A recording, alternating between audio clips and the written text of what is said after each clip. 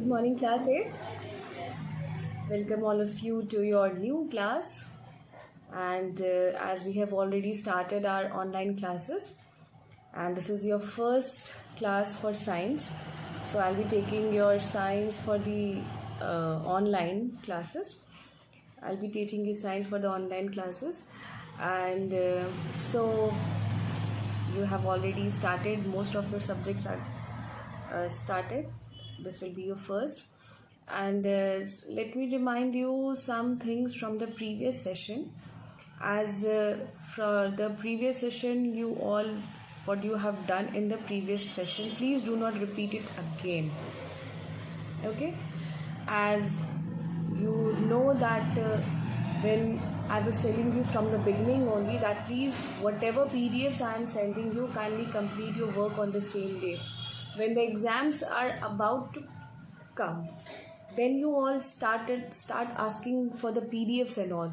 So it's a humble request from you all that please do not repeat the same thing which you were doing in your previous session, in your previous class. Please change yourself as you have now entered into your new class. You are now bigger, and after 2 years you will be giving your boards.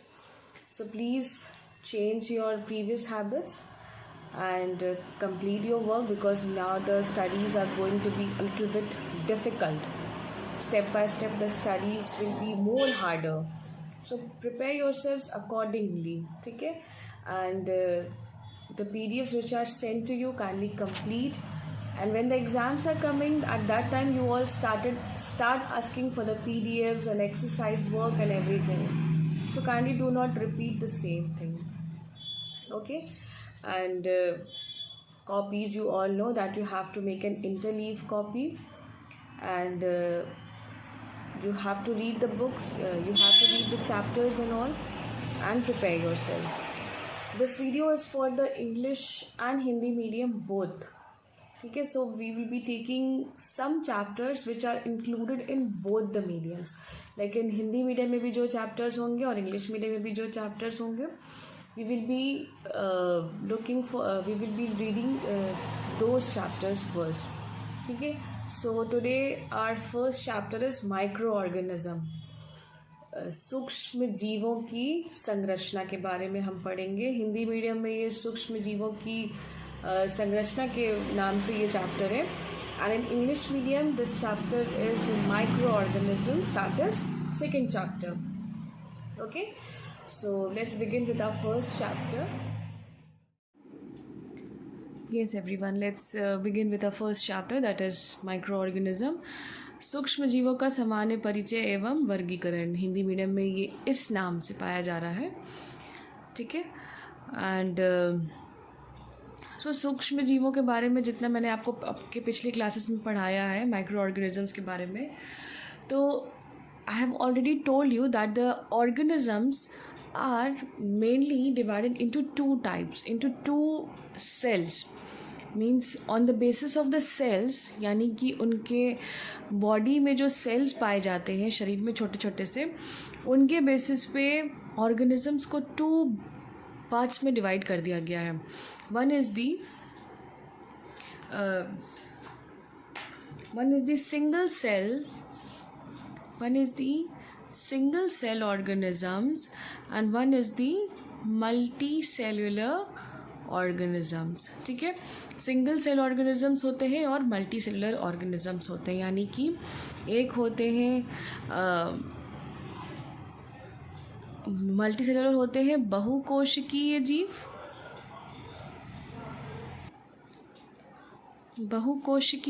होते हैं. ठीक है? और जो single cell organisms होते हैं ये होते हैं एक कोशिकीय जीव. ठीक है? तो जो एक कोशिकीय जीव होती हैं उनकी जो कोशिकाएं होती हैं, उनके जो सेल्स कह लीजिए ये होते हैं, वो बहुत ही छोटे होते हैं. That's why they are not visible through our naked eyes. मतलब हम अपनी आँखों से उसको ऐसे डायरेक्टली नहीं देख सकते हैं. ठीक है। तो सूक्ष्म जीव इतने छोटे होते हैं कि वो हम उनको अपनी नेकेड आइज से या हम अपनी ऐसी नंगी आँखों से उन्हें नहीं देख सकते हैं। हम उन्हें सिर्फ़ और सिर्फ एक स्पेशल इंस्ट्रूमेंट होता है that is known as microscope.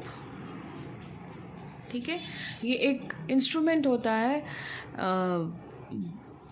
Labs में, उनकी हेल्प से, इन माइक्रोस्कोप की हेल्प से we are able to just see these microorganisms. When I have told you in your previous class also that if you see in your hands also, there must be germs. ऐसा दिखाया जाता है, अगर आपने TV में भी देखा होगा तो आपने देखा होगा कि टीवी में भी दिखाया जाता है कि हाथ में जर्म्स रहते हैं and we have to wash the hands before eating and all, everything is there. So why? Because हाथ तो हमें साफ दिखता है. When we see our hands, it looks like it's very clean, but actually there are many of the germs which are present inside our on our palm. ठीक है, तो इस तरह से those are the microorganisms. So the microorganisms live everywhere. हर जगह microorganisms पाए जाते हैं. माइक्रोऑर्गेनिजम्स का कोई पर्टिकुलर प्लेस नहीं होती, वो आपको हर जगह मिल जाएंगे. आपको पानी में मिलेंगे, आपको हवा में मिलेंगे, आपको मिट्टी में मिल जाएंगे. इवन कि microorganisms live inside our body also. Understood? Microorganisms are so tiny. They are present. That's why they are present everywhere. If you see around in your room, if you see, just take a look, you will see that everything is clean. मतलब आपको सब साफ दिखाई देगा. But there are some microorganisms which are floating in the air. जैसे कि अब example ले लीजिए, क्या है, कौन कौन से माइक्रो ऑर्गेनिजम्स होते हैं, क्या क्या होते हैं micro organisms. Micro organisms, bacteria, viruses, then protozoa, then fungi, and then last में होता है algae. All these are the types of microorganisms. ये सब microorganisms के types हैं. ठीक है, microorganisms के types हैं.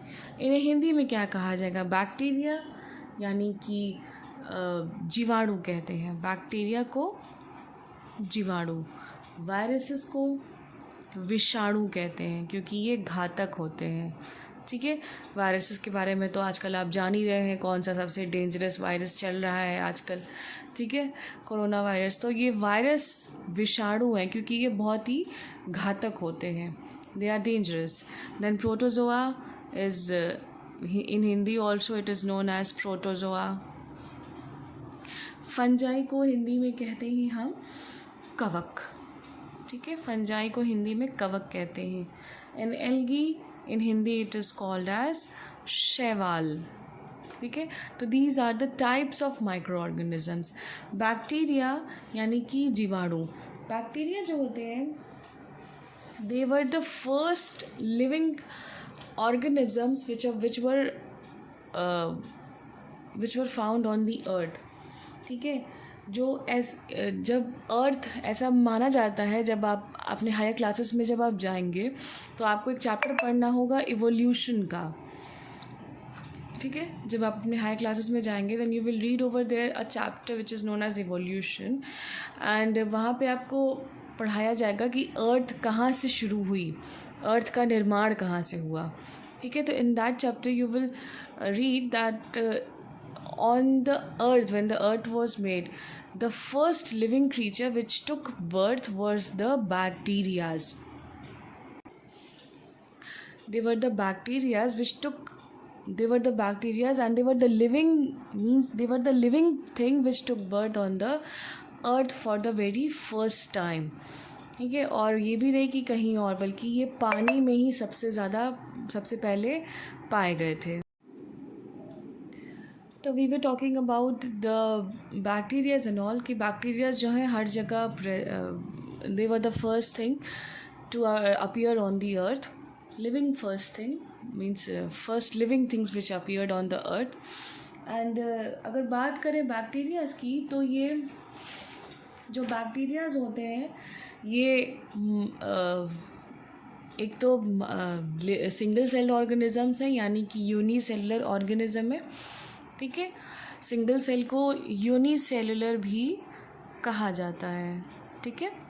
सिंगल सेल यानी कि यूनिसेलुलर और सिंगल सेलुलर या एक कोशिकीय जीव। तो ये एक ऐसे जीव होते हैं जो कि ये हर जगह प्रेजेंट होते हैं, हवा में, मिट्टी में, पानी में, सब जगह। मगर जब पानी में होते हैं नमी यानी कि जो मॉइस्चर वाली जो जगह होती है, मॉइस्चर वाली, तो ये मॉइस्चर वाली जगह पे ज़्यादा पनपते हैं, ठीक है। एंड बैक्टीरियाज के बहुत सारे शेप्स होते हैं। सबसे पहले तो बैक्टीरियाज का जो शेप्स होता है वो स्पेरिकल भी हो सकता है, वो रॉड शेप भी हो सकता है, ठीक है। एंड स्पेरिकल यानी कि इस तरह से गोला। तो स्पेरिकल बैक्टीरियाज जो होते हैं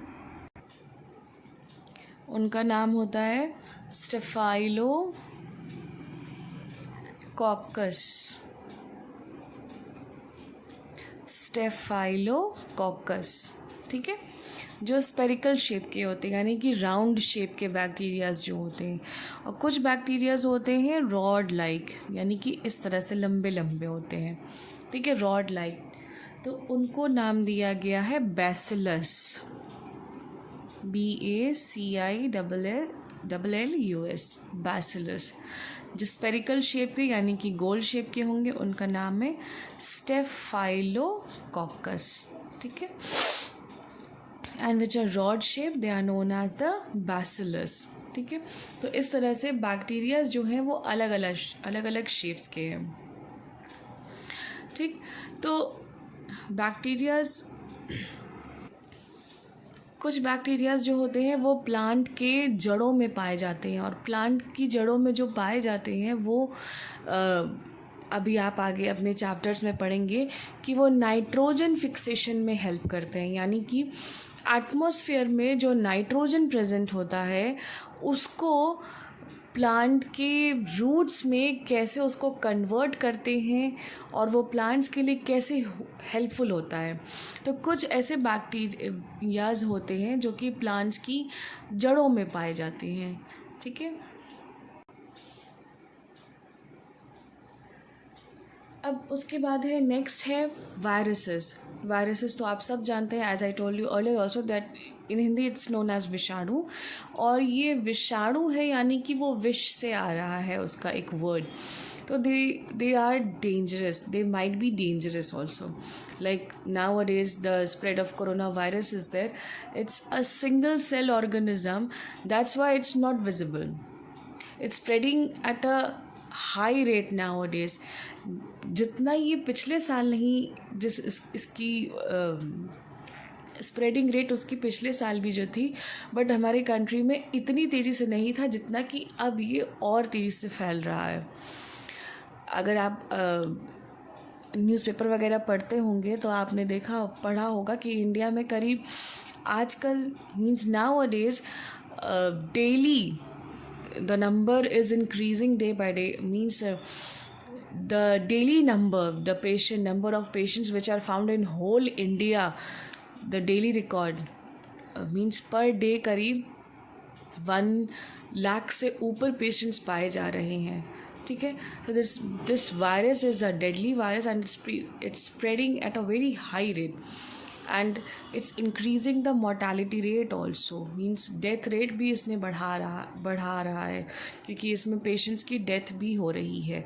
एंड ये वायरस हमारी बॉडी में कब एंटर कर जाएगा, talking about the viruses only, ये वायरस हवा में ही है, ठीक है। That's why it's been asked to you to wear the mask, take precautions, wash your hands, sanitize yourselves whenever you are going out, तो ये वायरस हवा में है and this viruses can enter inside your body through anywhere, especially with the nose से या मुंह से, हमारे ये नाक से या चाहे मुंह से हमारी बॉडी में एंटर कर सकता है and it will not cause harm immediately, means slowly it will develop inside and it's showing a deadly symptoms nowadays. So that's why it's asked to take precautions. So these viruses and all are very harmful. ना ही सिर्फ ये corona virus की बात हो रही है, बल्कि ऐसे और भी पहले बीमारियां आ चुकी हैं, like chicken pox and all, ये सब आपने सुना होगा कि ये सब जितने भी हैं चिकन पॉक्स वगैरह, ये सब भी वायरस से ही फैलते हैं, ठीक है। तो viruses and all these are the single celled organisms which are in the air and can be spread easily, ठीक है। So next is the protozoa. Protozoa is also a unicellular organism. तो जो प्रोटोजोआ होता है ये ज़्यादातर soil में and water में सबसे ज़्यादा पाया जाता है, ठीक है। तो जो प्रोटोजोआ है like amoeba and all these are the protozoas. तो this amoeba and all are found in